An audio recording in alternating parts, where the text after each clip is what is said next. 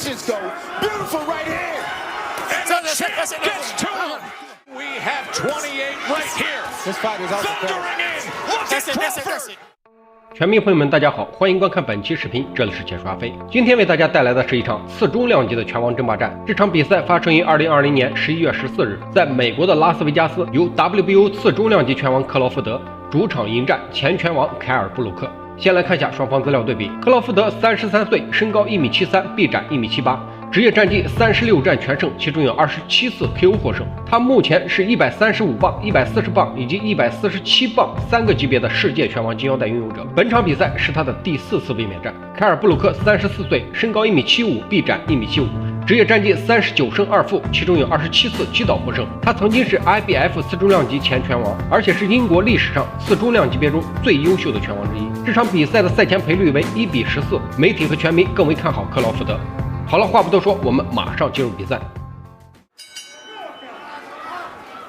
Round number one, and Dre, I offer you this. Among all the analysis of what could happen in this fight that gives Kell Brook hope is that Bud Crawford at times has been a slow starter. In fact, Dre, the fight we did against Egis Kavyaskis, Egis outlanded Crawford total punches over the course of the first 3 rounds. What should be Brook's approach early on? Well, he can't get reckless, but he needs to start fast, start picking up that jab. I think Brook is realizing right now that Terence Crawford is a lot longer than he realized, and the space between, where he is now and actually hitting Crawford is a lot further than he realized. But yes, coming off 11-month layoff, being, a slow starter historically, the first few rounds, Brook wants to win those.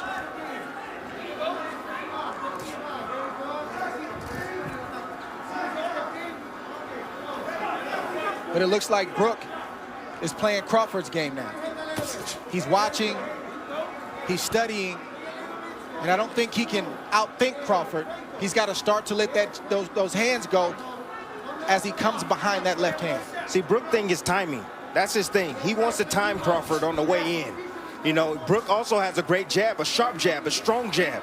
And you can see Terence Crawford trying to figure out how he can land his jab without getting hit.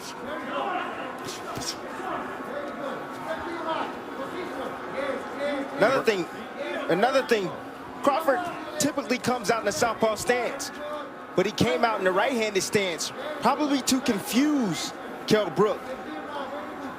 He has power in either hand, Crawford.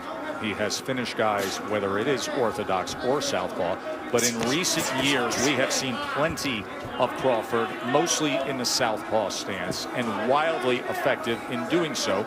Here he comes out as a righty. And there is that jab from Kell Brook as he goes to the body against the champ.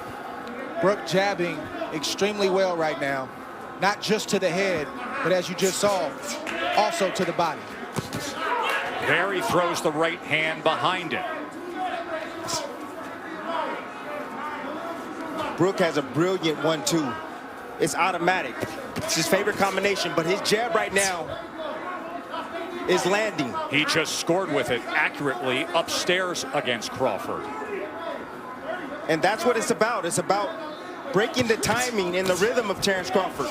And you have to do that with your jab. Set it up. The power hand, which is the right hand for Brook.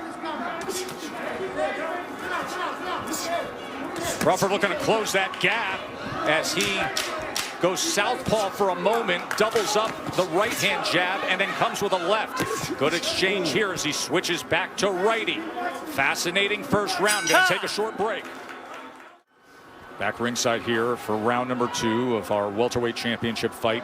Tim Bradley, in that first round, Kell Brook threw 17 jabs, effectively landed 6 of them. Look, timing is what Kell Brook is special at. He has a 69-inch reach. You have to understand that. He has the shorter arms in this matchup, but he knows when to throw his jab, and at the right time, at the right distance, and at the right speed. Funny to say that he doesn't have the reach. I mean, just look at the size advantage. Look at the size across the shoulders, across the back. Look at the muscles popping in the upper body of Kell Brook, and the base he has as well, that foundation with the legs. And see, what I noticed is that Kell Brook is taking a page out of Egis Kavyaskis. He's being patient. He's waiting. He's looking to counter Crawford. He's trying to get Crawford to commit so he can make him pay. Jab is giving Crawford a lot of problems right now. You see him thinking, and Brook is doing the right thing. He's jabbing. That's the most important thing he can do right now because it sort of keeps him out of danger. It helps him to kind of create his range and where he wants to let his shots go, and it's also got Crawford thinking.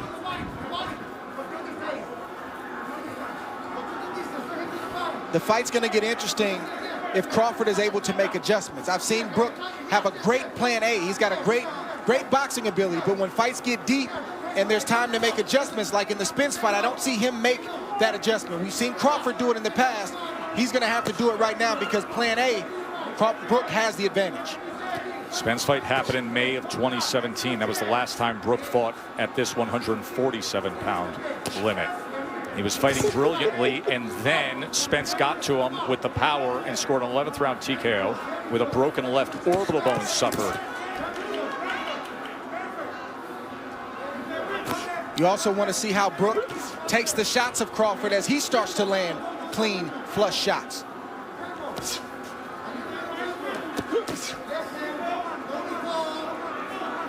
Right now it's a battle of patience. Neither fighter can afford to make a mistake, and as you see, Brook stepped in just a tad bit, and Terrence had combinations waiting on him. Just fired off a right uppercut, did Kell Brook. Brook has every punch in his arsenal. He has a strong left hook. He also has a straight right hand and a beautiful uppercut. And as you can see, his jab is giving Terrence Crawford problems, and Terrence goes southpaw. Crawford switches for one of two reasons. Either he sees something or what he was doing in the right-handed stance wasn't working. What do you suspect here, Dre? I think the latter is true. The right-handed stance wasn't working, and he wants to see if he can get from the left-handed stance. Stop. No. And a 2 in Vegas. Joe, Tim, and Dre with you here in Vegas. Round number 3 of the championship fight. According to CompuBox, Bud Crawford opponents land just 21% of their total punches. That is #1 in the world among welterweights. So far tonight, Kell Brook is landing 36% of his punches against Terrence Crawford. So don't think that Kell Brook is worried about Terrence Crawford going southpaw. He's not worried about that at all because he's used to that. He comes from the Ingles gym.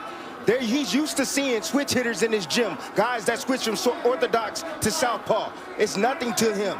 You mentioned the Ingle gym. That is the veteran British trainer Dominic Ingle, who has trained Kell Brook since the start of his career.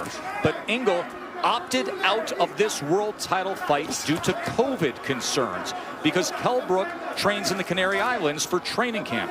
Ingle did not want to travel and then have to quarantine nor come to the United States. So instead, Carlos Formento is the trainer in the corner of Kell Brook. First time they've ever worked together.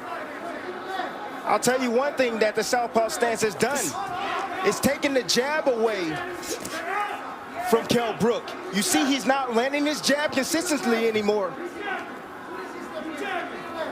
Well, when Crawford turns southpaw, he's not even throwing. That's what happens. That's what turning southpaw does. But it does allow you to land a right hand like Brook just landed on Crawford right now. The right hand hands free. Can be the best weapon against the you. southpaw. And of course, when he is in that lefty stance, you will see that right hand of Bud Crawford, as it is right now, hanging right over the front of Kell Brook. Listen, Crawford has the reach advantage, but he's going to have to close the distance on Kell Brook. He told us in the build-up to this fight that Brook can't fight mid-range and in close. Right now, Brook is winning the battle from the outside. Crawford's got to slowly start to close that space. There's that right lead again from Kell Brook. Minute to go here in round 3. Pretty good start for the challenger, the former IBF welterweight champion. A guy who says he's rejuvenated. 3 fights since he lost the welterweight championship to Errol Spence. That's how Errol Spence had success against Brook. He closed the distance and started to bully Kell Brook. He started to fight him in close. Brook fought back valiantly, but he really didn't have any answers for that. See Crawford having his moments there. I see some swelling already. On the right eye of Terrence Crawford in the right hand, right down the middle that just lands for Kell Brook. And there's a right hand from Crawford. Way to answer that right hand.